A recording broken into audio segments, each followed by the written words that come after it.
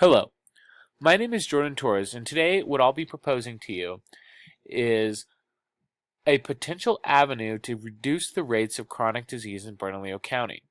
This is a huge problem, and we have especially high rates in our county despite having amazing health care at the University of New Mexico Hospital and surrounding areas. So let's get into the definition. Chronic diseases are those that last more than 3 months, occur at the highest rates, are the most preventable, and the most costly in terms of healthcare dollars. So let's get into some common types. Some common types are obesity, cancer, stroke, type 2 diabetes, heart disease, and respiratory diseases. So I would like you all to ask yourself, do you have a family member or a loved one with one of these diseases? The likely answer is yes. In New Mexico, it's at such high rates, it's more than likely that we might have a brother, an aunt, a grandparent, a parent, maybe even yourself with one of these diseases, which makes it especially terrifying. So let's get into the current situation here in Bernalillo County. There are high rates overall in New Mexico for hypertension, diabetes, stroke, asthma, and that's no difference for our county. We have a large population with a lack of insurance and have many social factors that predispose certain populations to these diseases. Moving on to a different chronic disease, the death rate in New Mexico for alcohol-related diseases is increased to almost twice the national average. This is potential issues with liver failure, kidney failures, and related diseases. Overall, in New Mexico, 62% of adults are overweight or obese. There are high food insecurity rates among low socioeconomic status, minorities, and the elderly that might make it difficult for them to stay healthy. So I talked a little about insurance rates that previous slide, and this is the distribution of uninsured New Mexicans. As you can see from the graph here, this are the Medicaid eligible, the young and the healthy. These are the ones that could afford insurance, so these two aren't as big of a problem. But here we have undocumented immigrants, which is high rates in New Mexico, or those with no affordable option. So that's leaving a lot of people in Bernalillo County without medical insurance and no way to see a physician. So that means it is up to the public and our government to take charge and save the lives of people in our county. So I would like to begin a crash course of maybe a how-to. Here are some ways that we as individuals can help prevent ourselves from chronic diseases or from our family members. And that's to just live a healthier lifestyle, to eat better, to exercise, to reduce stress, don't smoke, and reduce your alcohol consumption. But the more so, these are ways that healthcare professionals and government officials can help the problem. By improving access to healthcare so that everybody has a chance to see a primary care physician. Educate patients about the disease, about eating healthy, and the importance of exercise. Improving community involvement. If we as a community were all devoted to fixing this problem, we could.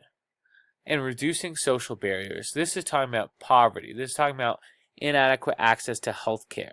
This is talking about rural towns being 50 miles away from a supermarket to eat healthy vegetables. So this is the plan that I am proposing in order to reduce the rates of these diseases in Bernalillo County.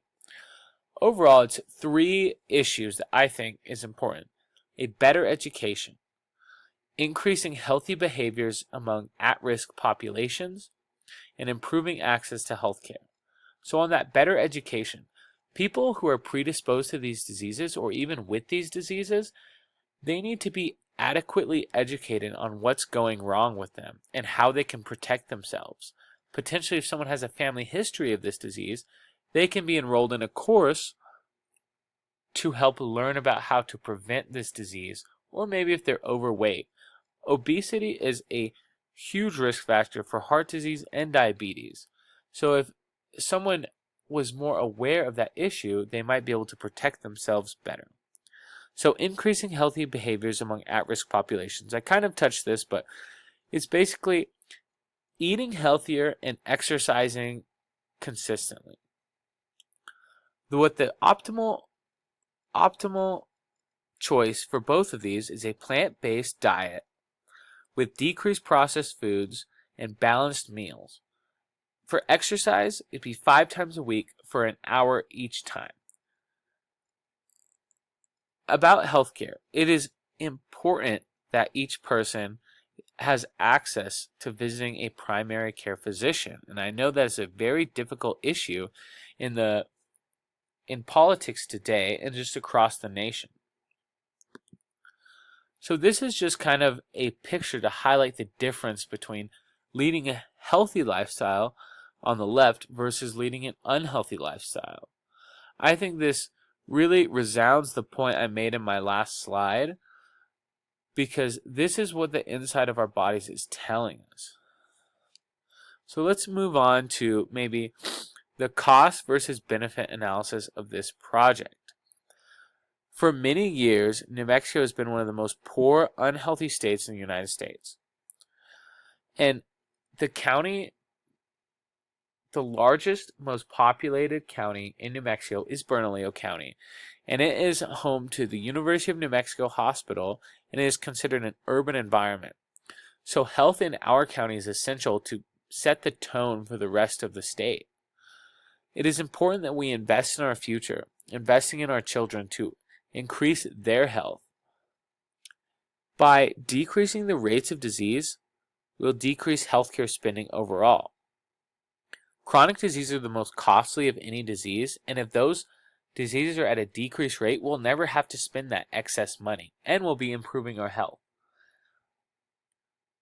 If done correctly, these methods can prove successful, and we can overall save money as a county and have healthier individuals living in our county if we just simply invest now in our future.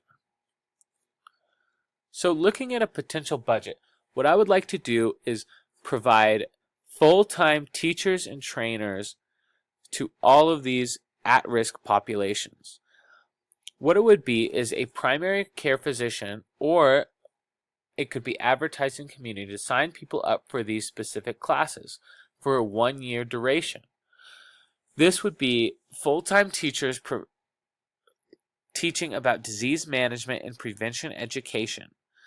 This would be approximately $40,000 to $50,000 per teacher full-time to $20,000 to $30,000 part-time. Also, trainers to teach exercise courses. These people might not know how to adequately exercise or not have someone to push them to exercise better. So being able to enroll in a workout class would be amazing for them. Next, a chef or an instructor to teach healthy cooking courses.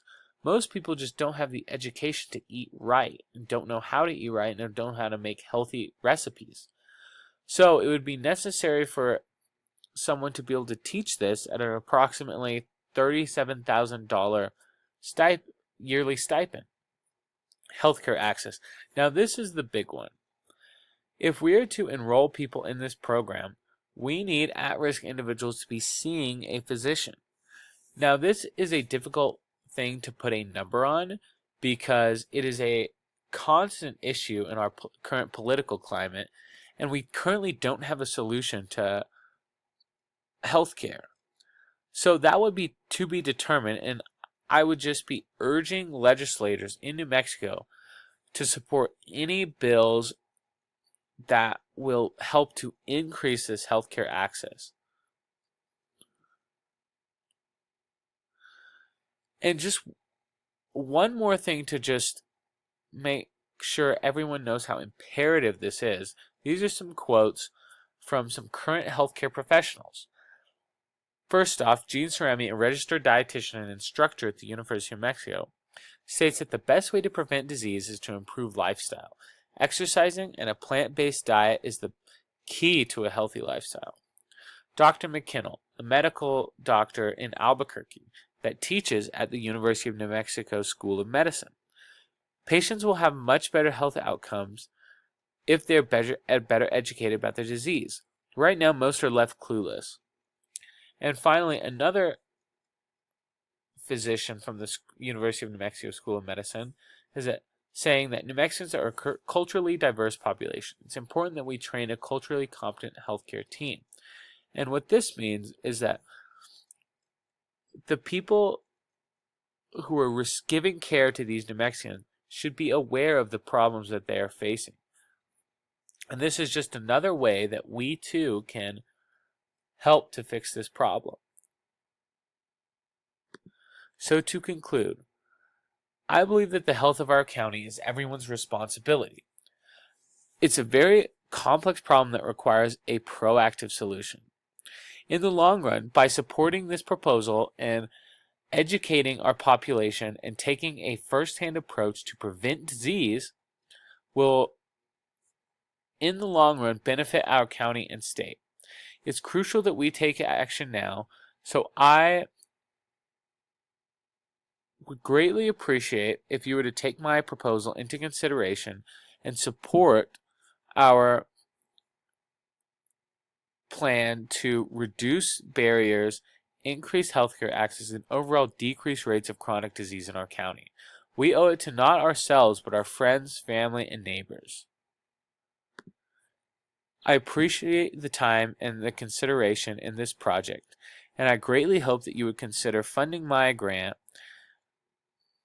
because I believe it is important. As a New Mexican who grew up here and enjoyed living in New Mexico, I want to take charge and make sure our New Mexicans stay healthy. Thank you so much for your time.